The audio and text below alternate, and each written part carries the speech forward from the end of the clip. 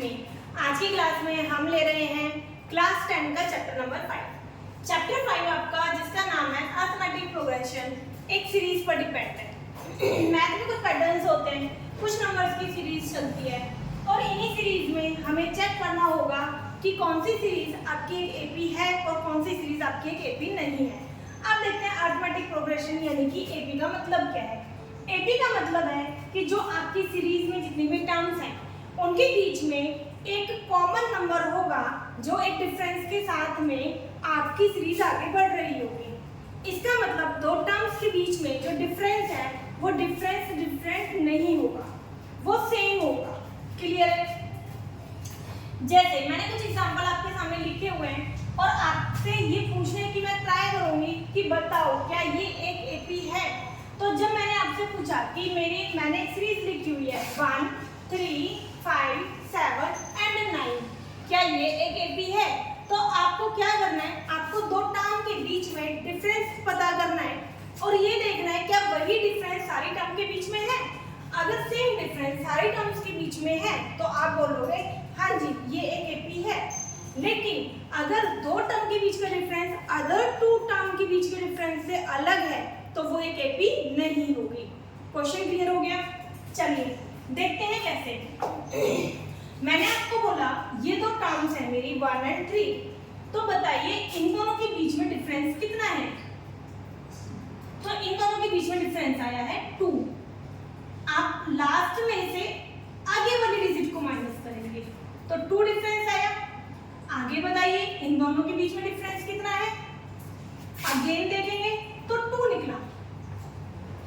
फिर इन दोनों के बीच में डिफरेंस देखेंगे, 5 में 2 को ऐड करके ही तो 7 आ रहा है, यानी कि 7 में से 5 को जब माइनस करेंगे तो वो 2 ही आना है। 7 और 9 के बीच में डिफरेंस देखिए, वो भी 2 है। इसका मतलब जितनी भी टर्म्स हैं सबके बीच में डिफरेंस हमारा 2 ही है। तो आप बोलोगे कि जो ये सीरीज चल रही है ना ये एक एपी है। क्लियर है? अगला एग्जांपल देखते हैं 5 और 8। 5 में कितना ऐड किया होगा कि 8 आ गया होगा। या आप ऐसे भी कर सकते हो कि 8 में से 5 को माइनस कर दीजिए तो डिफरेंस कितना आ गया? 3 आ गया। अब इन दोनों के बीच का डिफरेंस देख लीजिए। अगेन 11 में से जब 8 को माइनस किया तो 3 आ गया। अब आप इसको माइनस कर दीजिए तो 14 में से जब 11 को माइनस किया तो भी 3 आ गया। तो क्या ये एक एपी है? तो आप बोलोगे हाँ जी बिल्कुल ये भी एक एपी है क्योंकि सबके बीच का डिफरेंस 3 आ गया। क्लियर है? इसी तरीके से आप इसको चेक कीजिए और बताइए एपी है या नहीं है। देन आप इसको चेक कीजिए और बताइए ये एपी है या नहीं है। चलिए इसमें मैं आपकी हेल्प कर देती हूँ। इन दोनों के बीच में डिफरेंस देखिए, 8 में से जब 7 को मैंने माइनस किया तो आपका आया 1। अगेन जब मैंने 10 में से 8 को माइनस किया, 10 में से 8 को माइनस किया तो कितना आएगा? 2। अब जब इन दोनों को माइनस किया तो आया 3। तो देखिए जो इनके बीच में जो डिफरेंस है वो डिफरेंट होता जा रहा है, तो ये एक एपी नहीं है। क्लियर हुआ? एक कंफ्यूजन पॉइंट इसमें आता है बच्चों को, जब पावर 2 होती है तो आप क्या करते हो, आप 2 में से 1 को लेस करके देख लेते हो, 3 में से 2 को और 4 में से 3 को। जब आप ऐसे लेस करोगे तो सबके बीच में डिफरेंस 1 आएगा। लेकिन नहीं, जब पावर होती है तो पहले आप पावर को सॉल्व करेंगे। जैसे 1 की पावर 1, 1 की पावर 2 1 ही आएगा, 2 की पावर 2 4 हो जाएगा, 3 की पावर 2 9 हो जाएगा, 4 की पावर 2 16 हो जाएगा। जब आप चेक करोगे तो आपको ये एपी नहीं मिलेगी। तो यहाँ से एक चीज ये समझते हुए जाइए कि जब पावर्स हो सीक्वेंस में तो वो एक एपी नहीं होती है। क्लियर है इतना पार्ट?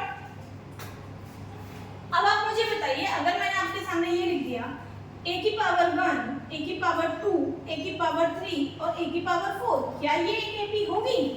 बिल्कुल भी नहीं होगी, क्योंकि अगर मैंने a के बदले में कोई नंबर अज्यूम कर दिया तो आप उसकी जब पावर्स ओपन करके उनको माइनस करोगे तो वो एपी फॉर्म नहीं होगी।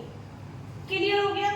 तो यहाँ से आपको ये तो पता चल गया कि किसी भी सीरीज का एपी होने के लिए उनकी टर्म्स के बीच का जो डिफरेंस होता है वो सबका सेम होना चाहिए। अब डिफरेंस निकालते कैसे हैं, इसको निकालने का, डिफरेंसेस निकालने का एक फॉर्मूला हम यूज करते हैं और उस फॉर्मूले को हम कहते हैं डी। स्मॉल डी से आप इसको शो करते हैं, वो होता है हमारा a2 माइनस a1। a2 क्या है, a1 क्या है, चलिए यहाँ पर समझ लेते हैं।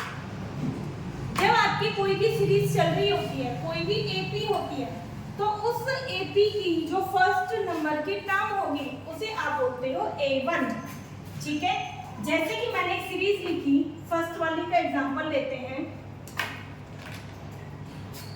1 3 5 7 9। अब इसमें जो फर्स्ट टर्म है ना, ये हमारी a1 है, क्लियर है। जो सेकंड टर्म है इसे हम बोलते हैं a2, जो थर्ड टर्म है इसे हम बोलते हैं a3, next term a4, next term a5 and so on. और लास्ट में कोई भी टर्म हो सकती है तो हम इसे बोल देते हैं an। n मतलब यहाँ पर कोई भी नंबर की टर्म आ सकती है। हो सकता है ये AP 100 टर्म तक चली हो, तो यहाँ पर n आपका 100 हो जाएगा, क्लियर है। तो इसका मतलब जो a1 है वो क्या है, वो है हमारी first term of an AP, clear. D क्या है, D है हमारा कॉमन डिफरेंस। कॉमन डिफरेंस का मतलब हुआ सभी टर्म्स के बीच में जो डिफरेंस आ रहा है। अब आ जाइए n पर और an पर। इस पूरे चैप्टर में बच्चों को कंफ्यूजन जो होती है वो होती ही n और an में है। तो चलिए एक एग्जांपल मैं आपके सामने देती हूँ जिससे आपको n और an की कंफ्यूजन खत्म हो जानी है। n क्या होता है और an क्या होता है? बेटा n होता है आपका किसी भी नंबर की पोजीशन, क्लियर। जैसे मैंने आपको ये जब ये सीरीज का एग्जांपल दिया है इस AP का, तो यहाँ हर एक टर्म की ना एक पोजीशन है। मैंने आपसे पूछा 7 बताइए कौन सी पोजीशन पर है, तो आप बोलोगे 7 तो 4th पोजीशन पर है, तो बिल्कुल 7 की पोजीशन हो गई 4th, ठीक है। तो इधर देखो n क्या होता है, n होता है पोजीशन ऑफ अ नंबर। किसी भी नंबर, किसी भी डिजिट की पोजीशन को हम बोलते हैं n, क्लियर है। अब बात आती है an की। फिर an क्या होता है, an होता है किसी पर्टिकुलर पोजीशन पर जो नंबर लिखा हुआ है उसे हम बोलते हैं an। चलिए इसी एग्जांपल को देखिए, मैंने आपसे उल्टा पूछा, रिवर्स क्वेश्चन कर दिया कि 4th पोजीशन पर कौन सा नंबर लिखा हुआ है, तो आप बोलोगे 4th पोजीशन पर 7 लिखा हुआ है, बिल्कुल। तो जो ये 7 है ना, ये आपका an होता है, क्लियर। तो आप क्या बोल सकते हो, पर्टिकुलर नंबर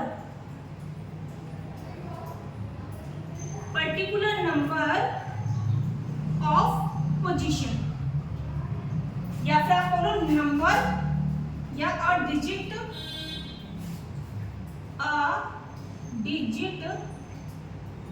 ऑन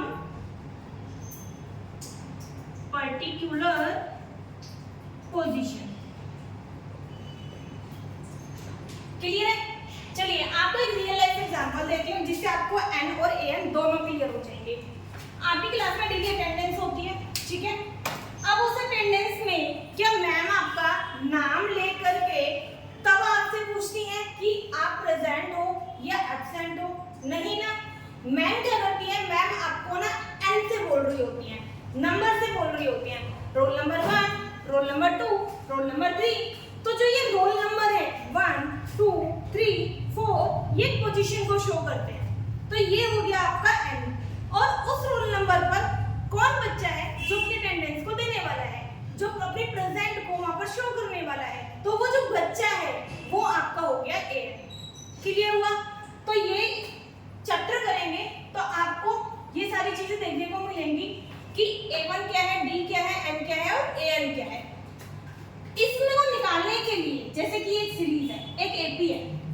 पर आपको आगे चल के कोई भी टर्म पूछ ली जाएगी। मैंने आपसे पूछ लिया, बताओ इस वाली एपी में 17 नंबर पर 17 पोजीशन पर कौन सा नंबर आएगा। तो बताइए मैं आपसे क्या पूछ रही हूँ, मैं आपसे उस नंबर को जानना चाहती हूँ जो 17 पोजीशन पर बैठा हुआ है। तो यहाँ पर 17 आपका n हो गया और वो जो नंबर निकल के आएगा ना वो हमारा an हो गया। क्लियर। तो किसी भी नंबर को फाइंड करने के लिए आप ये वाला फॉर्मूला यूज करते हैं, an इक्वल्स टू a1 जमा में n-1 इंटू में d। क्लियर। तो जब आप फर्स्ट एक्सरसाइज करोगे तो इस वाले फॉर्मूले को यूज करोगे, जब आप आगे की एक्सरसाइज करोगे तो आप इस वाले फॉर्मूले को यूज करेंगे। जब उस एक्सरसाइज पे हम आएंगे तो मैं आपको इसके बारे में डिटेलिंग में बता दूंगी। चलिए अब आते हैं एक सीरियस से इंट्रोडक्शन के बाद अपनी एक्सरसाइज पे। आपकी एक्सरसाइज है 5.1। 5.1 में आपको जो पहला क्वेश्चन है ना वहां पर कुछ कंडीशन दे दी है, कुछ सिचुएशन दे दी है। उस सिचुएशन को आपको रीड करके एनालाइज करना है, क्या वो एक एपी हो सकती है, क्या ये सिचुएशन एक एपी को फॉर्म कर सकती है। तो चलिए पढ़ते हैं क्वेश्चन क्या कहता है। क्वेश्चन है आपका, the taxi fare after each kilometre when the fare is ₹15 for the first kilometer। एक टैक्सी का जो फेयर है वो क्या है, पहले किलोमीटर के लिए 15 रुपीज है, लेकिन आफ्टर फर्स्ट किलोमीटर वो हो जाता है ₹8 ईच एडिशनल किलोमीटर। यानी कि पहले 1 किलोमीटर के लिए जो फेयर दिया जाएगा वो तो 15 ही दिया जाएगा, ठीक है, फर्स्ट किलोमीटर के लिए। तो उसके बाद जैसे जैसे किलोमीटर बढ़ता रहेगा, यानी कि 2 किलोमीटर के लिए अगर हम बात करें तो एडिशनल 8 हो जाएगा, मतलब 15 तो है ही है, प्लस में 8 हो जाएगा। चलिए इस सिचुएशन से अपनी ट्राई करते हैं पहले सीरीज बनाने की। देखो बेटा, जो फेयर जा रहा है, फेयर फॉर फर्स्ट किलोमीटर वो कितना है, ₹15 है, ठीक है। तो अब आगे का फेयर क्या हो जाएगा, फेयर फॉर 2 किलोमीटर का बताइए आप क्या दोगे। भाई 15 तो देना ही है फर्स्ट किलोमीटर का, आप ऐड कर दोगे 8 रुपए, ठीक है, यही तो होगा। यानी कि टोटल फेयर निकल के आ गया 23। क्लियर। चलिए अब निकालिए फेयर फॉर 3 किलोमीटर। 3 किलोमीटर का क्या हो जाएगा, फर्स्ट किलोमीटर का 15, सेकेंड वाले के लिए 8 एंड थर्ड किलोमीटर के लिए अगेन 8, ठीक है। तो ऐड कर दीजिए 31। 3 डिजिट तक निकालना, उसके आगे निकालने की जरूरत नहीं है। तो एपी फॉर्म कीजिए, पहले अपनी सीरीज फॉर्म कीजिए, 15, 23 एंड 31। क्या ये एपी है, चेक करिए। 23 में से जब आप 15 को माइनस करेंगे तो 80 तो आएगा, क्योंकि 8 का ही तो डिफरेंस लिया था आपने जो 1 किलोमीटर का चल रहा है। देन 23 से 21 पर गए, अगेन 8 का डिफरेंस आएगा ना।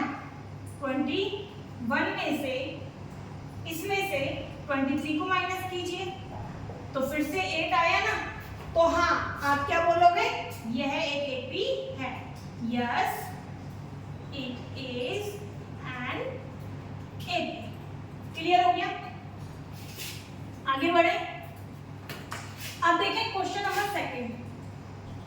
क्वेश्चन सेकंड क्या कहता है, amount of air present in a cylinder when a vacuum pump remove 1/4 of the air remaining cylinder at the time.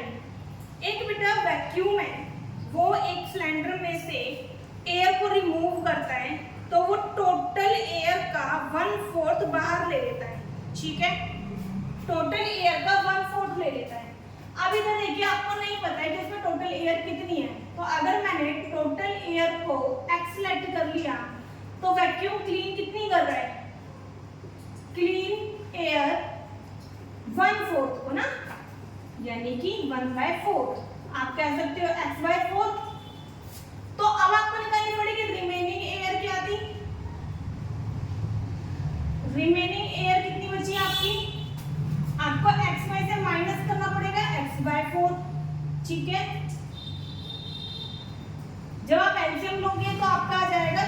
3x/4। Clear हो गया इतना? अब ये इसमें से अगेन 1/4 को रिमूव करेगा। रिमूव एयर, क्लीन नहीं था, रिमूव था ना। 3x/4 में से फिर से वो 1/4 को क्लीन करेगा, रिमूव करेगा, तो आपकी एयर जो रिमूव होगी नेक्स्ट में वो हो जाएगी बाय 16। ठीक है, अब फिर से आप रिमेनिंग एयर निकालोगे,